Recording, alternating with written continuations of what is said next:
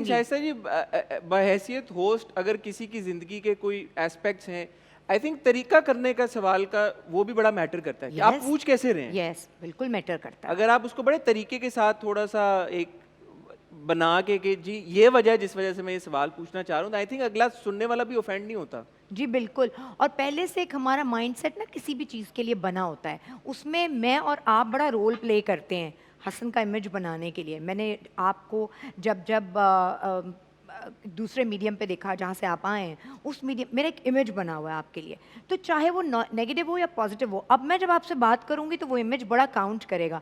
तो इसलिए हर एक का, किसी भी आर्टिस्ट का, किसी भी इंडिविजुअल का इमेज जो है वो पहले से आप जो लेकर आते हैं ना, वो बड़ा मैटर करता है। अब आपके हाँ तो इतने दिन से होस्ट कर रही हैं, मैं इनसे क्या पूछूंगा, यू नो एक होता है। मैं यही कह रहा हूँ, मेरे लिए it is such a fun exercise and like a training ground जहाँ पे आपका एक्सपीरियंस मैं इम्बाइब करने की कोशिश कर मैं रहा हूँ। आपको बताऊं मैं ये क्यों कह रही थी। देखिए, अगर आप किसी पॉलिटिशियन से ये कहते हैं उनके बच्चे तो ये जी अब ये बन गए हैं और वो बन गए, तो आप उसके बराबर में अल्फाज बेहतर जो आपने कहा वो भी यूज़ कर सकते हैं किसी की फैमिली के लिए। इट्स वेरी हर्टफुल कि आप किसी के लिए इतना डिसरिस्पेक्टफुल हो जाएं। मैं करंट अफेयर्स के होस्ट की बात करें, सॉरी, उन करंट अफेयर्स के होस्ट से भी ये पूछना चाहिए कि मुझे एक बात बताएं, आप आज से पहले 10 साल 20 साल पहले अपने अब्बा के साथ जिस घर में रहते थे, आज आपको चैनल ने बड़ा घर भी दिया हुआ है, आज आप बहुत लाखों की सैलरीज भी ड्रॉ कर रहे हैं, आज आप बड़ी गाड़ियों में, तो आपकी भी तो तरक्की हुई ना, तो इसलिए वो भी तो नहीं सो रहा था ना, उसकी भी तो कोई, उसने भी तो काम किया होगा कि यूं करके बैठा हुआ था वो। मतलब यार नो, एंड ऑल्सो उनकी पावर के बाद जो उनके दिमाग भारी हुए और आप उस पर बात कर रहे हैं, आपके पास भी तो मीडिया की पावर है जिस वजह से आपके अंदर भी वो एटीट्यूड झलक प्लीज रहा है। आप खुदा बनने की कोशिश ना करें। हाँ, प्लीज सवाल पूछें, यस, जज ना बने, जज न बने, होस्ट रहें प्लीज, एग्जीक्यूशनर ना बन जाए, हाँ हाथों में छुटे। जी बिल्कुल।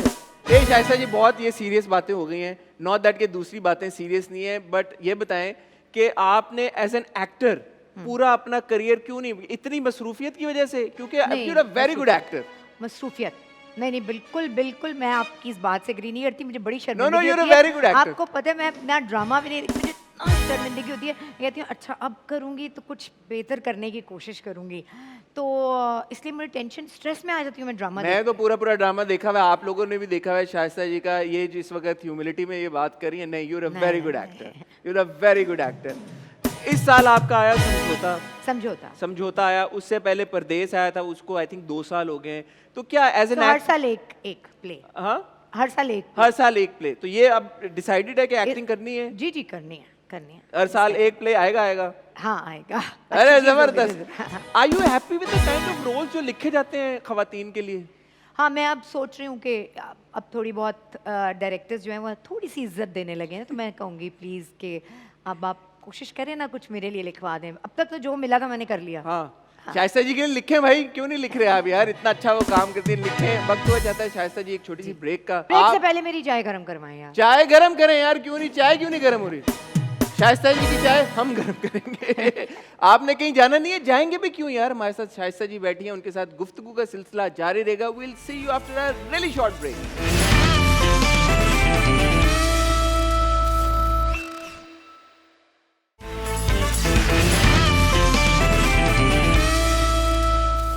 वेलकम बैक ख्वातीनो हज़रात।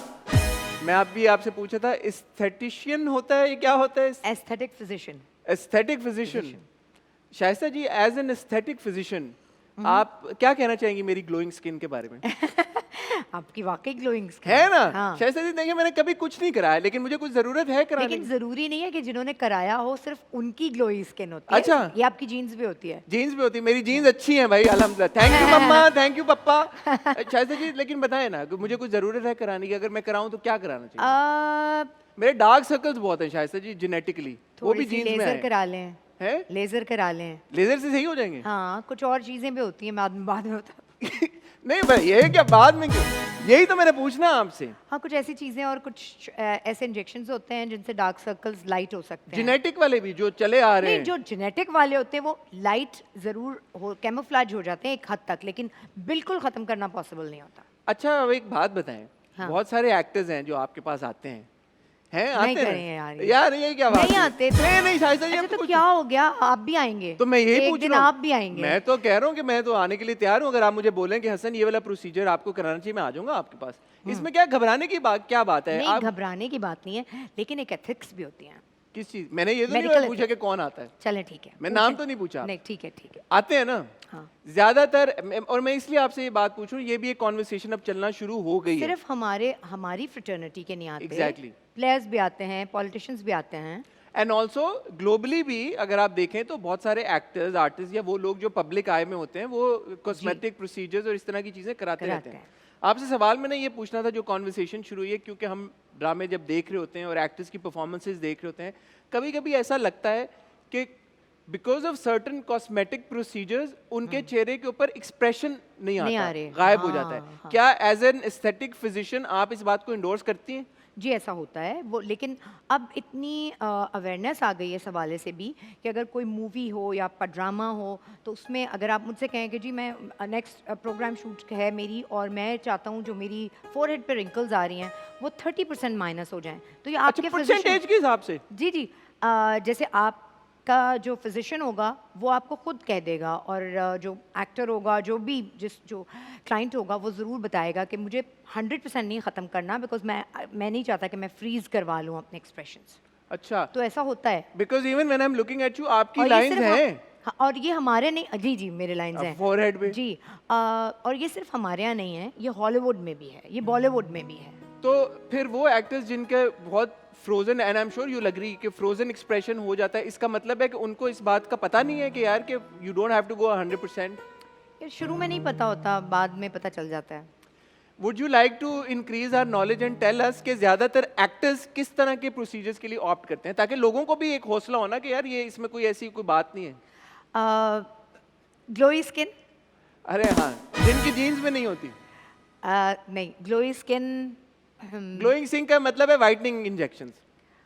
सिर्फ ये मतलब नहीं होता डायरेक्ट फोकल ट्रीटमेंट भी होते हैं, ऐसा नहीं है कि सिर्फ आप इंजेक्शन लगा लें या ड्रिप कर लें, लेकिन इसके अलावा फोकल डायरेक्ट ट्रीटमेंट्स भी होते हैं। फिर उसके बाद बहुत सारे हमारे हीरोज़ के नेज़ोलेबियल फोल्स बहुत लाफ लाइंस जो आ जाती हैं वो कभी हमारी जो ड्रामों में ख़वातीन काम करती हैं वो ऑब्वियसली उनकी एक दिमाग एक ख़ास किस्म की उस पर आपको पूरा उतरना होता है ड्रामों और मूवीज़ के लिए, तो बहुत वेट लॉस करने के बाद जो है वो बिल्कुल थोड़ा बहुत चीक ऑगमेंट करना पड़ता है क्योंकि बिल्कुल फ्लैट हो जाते हैं चीक्स, तो या